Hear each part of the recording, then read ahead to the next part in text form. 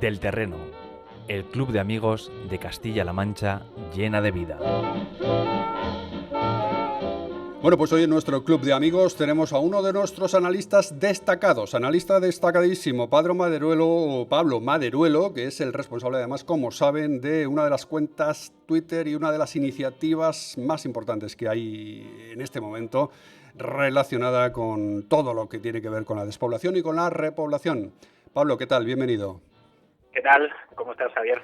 Vamos a hablar hoy de encuestas, del CIS, vamos a hablar de estos últimos datos que conocemos y que tienen que ver con la valoración que hacen los vecinos a raíz del COVID-19 de la gestión de los ayuntamientos, ¿verdad?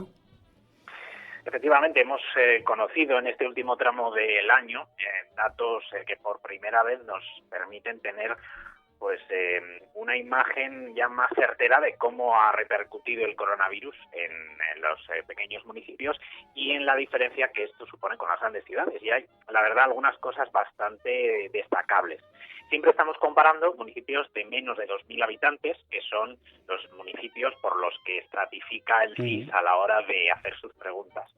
Pero es verdad que hay algunas cosas bastante curiosas. Por ejemplo, la encuesta publicada por el Centro de Investigaciones Sociológicas pone de manifiesto que en los pueblos pequeños, aquellos que tienen menos de 2.000, se ha recibido mayor ayuda por parte de familiares, de vecinos y amigos que en las grandes ciudades. Por ejemplo, con 6 puntos de diferencia entre aquellas que tienen más de 1 millón de habitantes.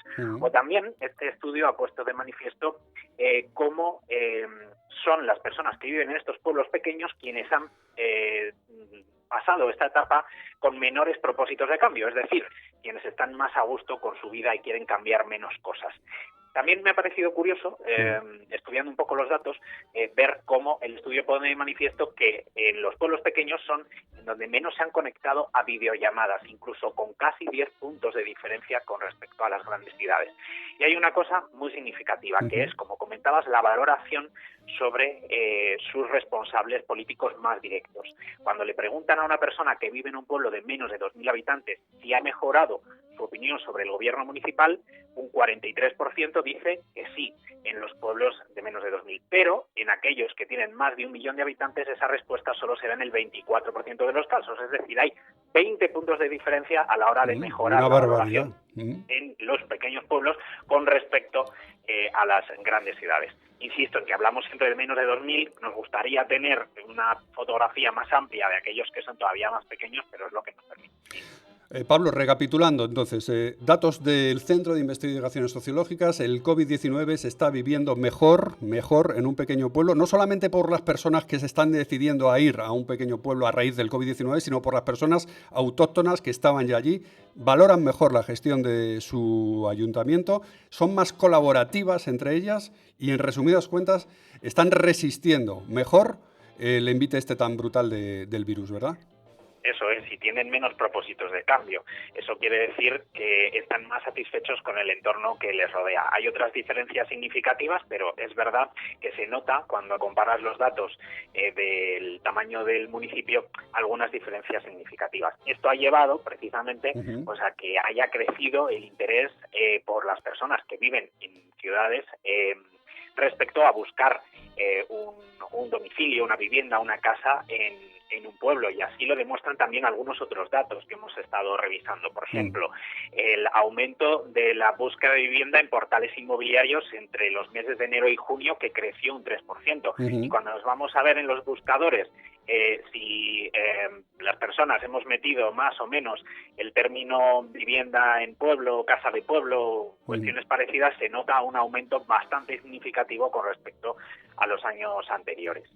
Por lo tanto, la gente tiene más interés ahora que hace unos meses o más puesta la vista en los pueblos. Tú en la cuenta que diriges esa iniciativa importantísima, @ruralbeta, quédense con el nombre, siempre se lo digo, @ruralbeta. Pablo, le hemos preguntado antes a Pilar Burillo si este movimiento de resurgir de lo rural a raíz del COVID-19 va a ser duradero. No sé lo que opinas tú. Yo creo que ese es el reto que tenemos por delante, es decir, ahora tenemos una situación bastante excepcional.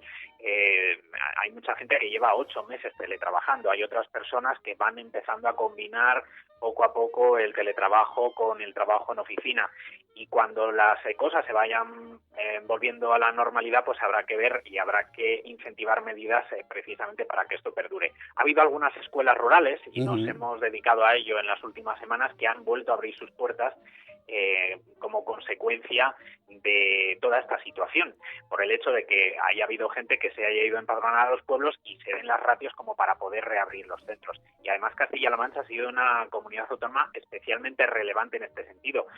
Yo en estas últimas semanas he mapeado unas 13 escuelas rurales que han abierto sus puertas en España, y de ellas 6 están en Castilla-La Mancha. 6 de 13.